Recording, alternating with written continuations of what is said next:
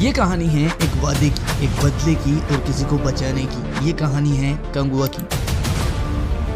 तो फिल्म शुरू होती है साल 2024 से, जहां इंडियन बॉर्डर्स के आसपास एक रशियन रिसर्च लैब में कुछ बच्चों के ब्रेन्स पर रिसर्च हो रही है और यहां से एक लड़का जिसका कोड नेम है जेटा, वो भाग जाता है। लोग उसका पीछा करते हैं मगर वो ट्रेन में बैठकर निकल जाता है। इसके बाद हमें गोवा में फ्रांसिस का कैरेक्टर दिखाया जाता है, जो कि एक बाउंटी हंटर है एंड पुलिस के लिए लोगों को पकड़ता है। साथ ही उसकी एक्स गर्लफ्रेंड भी सेम यही काम करती है। और फिर एक दिन किसी गैंगस्टर को पकड़ते हुए फ्रांसिस और उसका पार्टनर हाथापाई में एक बंदे को मार देते हैं। अब ये एक बड़े गैंगस्टर का भाई है, तो फ्रांसिस वहां से बचकर निकल जाना चाहता है, मगर एक छोटा बच्चा उसे वहां पर देख लेता है। एंड ये वही बच्चा है जो कि मूवी की स्टार्टिंग में इस लैब से भागा था, जिसका कोड नेम जेटा है। तो फ्रांसिस को ये लड़का यहाँ पर देख लेता है और फ्रांसिस उस बच्चे को यहाँ पर देखकर कुछ अजीब सा फील करता है, जैसे फ्रांसिस का और इस बच्चे का कोई पुराना गहरा कनेक्शन हो। खैर फ्रांसिस यहाँ से निकल जाता है, मगर पीछे से यहाँ दिशा का कैरेक्टर आता है, जो कि इस लड़के को अपने साथ ले जाती है और जिसे इस गैंगस्टर को मारते हुए इस बच्चे ने देखा है, ये उससे उसका स्केच बनवाती है। और जब ये बात फ्रांसिस को पता चलती है तो वो यहाँ से इस बच्चे को कार में लेकर निकल जाता है। एंड कार में जब वो इस बच्चे को टच करता है, क्योंकि वो फ्रांसिस को कुछ अलग ही तरह से देख रहा था, तो भाई टच करते ही वो बच्चा उल्टियां करने लग जाता है, उसकी हालत खराब हो जाती है। एंड फिर फ्रांसिस इस बच्चे को डॉक्टर को दिखाता है, जहाँ डॉक्टर बताता है कि इस बच्चे का ब्रेन अब नॉर्मल है, मतलब ये नॉर्मल बच्चों के जैसा नहीं है। और फिर फ्रांसिस उसे अपने घर ले जाता है, जहाँ यह बच्चा दीवारों पर अजीब से स्केच बनाने लगता है, जो कि फ्रांसिस को काफी अजीब लगते हैं। एंड यहाँ ये बच्चा फ्रांसिस का हाथ अपने सिर पर रखता है, पता नहीं क्यों पर रखता है। एंड फिर नाइट में जब ये लोग खाना खाने रेस्टोरेंट जाते हैं, तो वहां पर उसी गैंगस्टर का बड़ा भाई आ जाता है, जिसे इन्होंने जहाज में मारा था। लेकिन साथ ही वो रशियन रिसर्च टीम के मेंबर्स भी यहाँ पर आ जाते हैं, जिनकी गिरफ्त से ये बच्चा भागा था। अब वो टीम मेंबर्स इस बच्चे को कोई न्यूरोलॉक नाम का लॉक लगाकर ले जाते हैं और फ्रांसिस इनका पीछा करता है। एंड भाई यहाँ पर कहानी 1070 में चली जाती है, बोले तो फ्रांसिस के और इस बच्चे के पिछले जन्म में। तो 1070 में हमें दिखाया जाता है कि इंडिया के आसपास हिंद महासागर में कोई 5 उपमहाद्वीप हैं, जिनमें अलग अलग कबीले के लोग रहते हैं, मगर वो अपनी भाषा के कारण जुड़े हुए हैं। उनमें पहला द्वीप है मंडियार, जहां मंडागार लोग रहते हैं, जो जहाज निर्माण और समुद्री व्यापार का काम करते हैं। दूसरा द्वीप है वेंगाड़ू, यहाँ के लोग दुनिया के सबसे खतरनाक और जानलेवा हथियार बनाने तथा जान बचाने वाली जड़ी बूटियां बनाने में विख्यात हैं। तीसरा द्वीप है मुक्काड़ू, यहाँ के लोग शिकार करने और गाना गाने में फेमस है। चौथा द्वीप है अर्थी, बॉबी देओल वाला द्वीप, यहाँ रहने वाले अर्थर हत्या करना और रक्त बहाने में विख्यात है। पांचवा और अंतिम द्वीप है पेरुमाची, यहाँ रहने वालों को पेरुमनाथन कहा जाता है। युद्ध इनका पेशा है और ये मोतीगन नामक अग्नि की पूजा करते हैं। अब भाई इसी समय रोमन सम्राट को अपनी शक्ति बढ़ाने और अपने सैनिकों को ट्रेन करने के लिए एक जगह की जरूरत थी, जहां वो रह सके और अपनी रणनीतियां बना सके। एंड फिर वो अपने 25,000 सैनिकों के साथ हिंद महासागर में डेरा डालकर इन 5 उपमहाद्वीपों में से एक द्वीप पेरुमाची पर कब्जा करने का षड्यंत्र रचते हैं, जहां वो इन्हीं उपमहाद्वीपों में से एक द्वीप के बंदे कोडवन का साथ लेते हैं और फिर कोडवन पेरुमाची पर कब्जा करने की चाल बताता है। अब क्योंकि पेरुमाची के लोग युद्ध कला में निपुण हैं, तो उनसे सीधे सीधे जीतना तो नामुमकिन है, इसलिए ये पेरुमाची के 1000 योद्धाओं को धोखे से मारने का षड्यंत्र करते हैं। और फिर ये कोडवन पेरुमाची के सरपंच से 100 लोगों को या योद्धाओं को अपने साथ ले जाने की अनुमति मांगता है, ये कहकर कि रोमन्स उन्हें धन और बाहरी ज्ञान देंगे अगर पेरुमाची के लोग उनकी जहाज बनाने में सहायता करते हैं तो।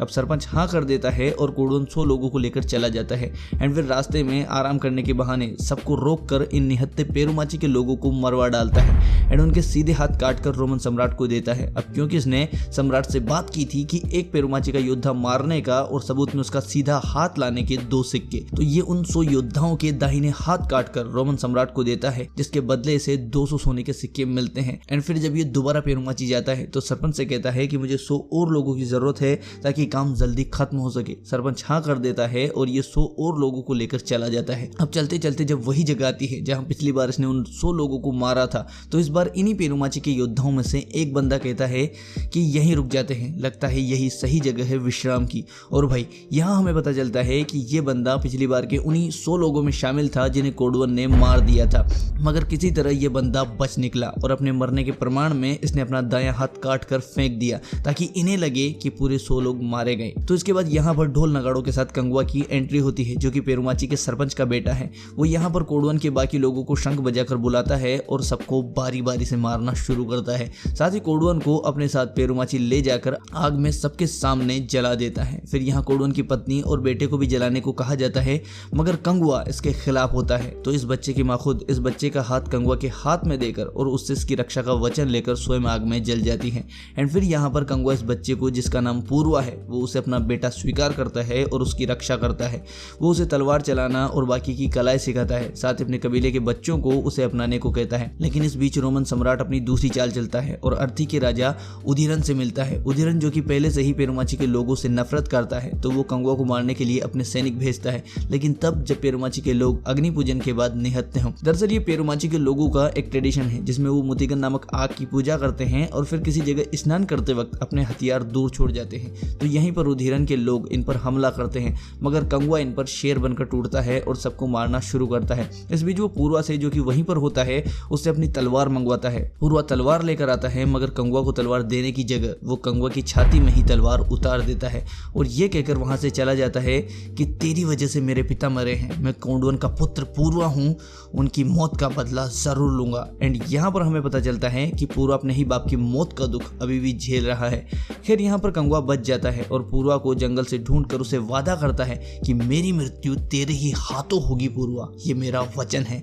लेकिन पहले वो अपनी मातृभूमि की रक्षा करना चाहता है, उसके बाद वो खुद उसके पास आएगा और उसके हाथों से ही मरेगा। तो इसके बाद कंगुआ पूर्वा के साथ गांव चला जाता है, जहां पर गांव वाले और कंगुआ के पिता, जो कि सरपंच भी हैं, वो पूर्वा को काले जंगल में चले जाने का दंड देते हैं, जहां से कोई आज तक बचकर नहीं आ पाया। तो कंगुआ भी पूर्वा के साथ काले जंगल चला जाता है, क्योंकि उसने उसकी माँ को पूर्वा की रक्षा का वचन दिया था। अब काले जंगल में उन्हें कई दिक्कतें देखनी पड़ती हैं, कई बार जान का खतरा भी होता है, मगर कंगुआ सब संभाल लेता है। इसके बाद युद्ध शुरू होने वाला होता है, क्योंकि रोमन सब उदीरन से मिल चुके हैं। तो भाई पेरुमाची की औरतें सफेद वन में जड़ी बूटियां लेने जाती है, जहां उदीरन का बेटा आ जाता है और कंगुआ के उत्साह भरने के बाद वो लड़कियां उस बंदे को मार डालती है। इससे उदीरन काफी गुस्से में रहता है और वो अपनी पूरी ताकत के साथ सारे सैनिकों के साथ पेरुमाची पर हमला करने निकल पड़ता है। लेकिन बीच में कंगुआ काले जंगल में हजारों मशाले जलाता है, जिससे उदीरन को और उसकी सेना को लगता है कि पेरुमाची के लोग उससे बचने के लिए काले जंगल में छिप गए हैं। तो वो काले जंगल में चला जाता है, जहां कंगुआ ने पहले से ही काफी चीजों का इंतजाम किया हुआ था। कंगुआ सबको मार डालता है,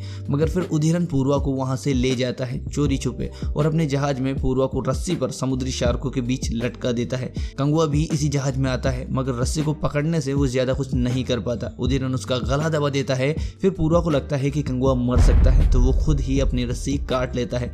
कंगुआ भी गुस्से में उदीरन को मार डालता है और फिर वो प्रतिज्ञा करता है कि इस जन्म में जिस पूर्वा ने उसके लिए अपने प्राण दिए, चाहे कितने भी जन्म क्यों न लेने पड़े, वो पूर्वा से किया वादा जरूर पूरा करेगा। एंड भाई ये फ्रांसिस वाला जन्म उसी वादे के लिए हुआ होगा शायद। खैर इसके बाद अर्थी द्वीप पर उदीरन की लाश पड़ी हुई है और उसे आग देने के लिए रक्तांगसन आता है, जो कि उदीरन का नाजायज बेटा है और एक वेश्या की पैदाइश।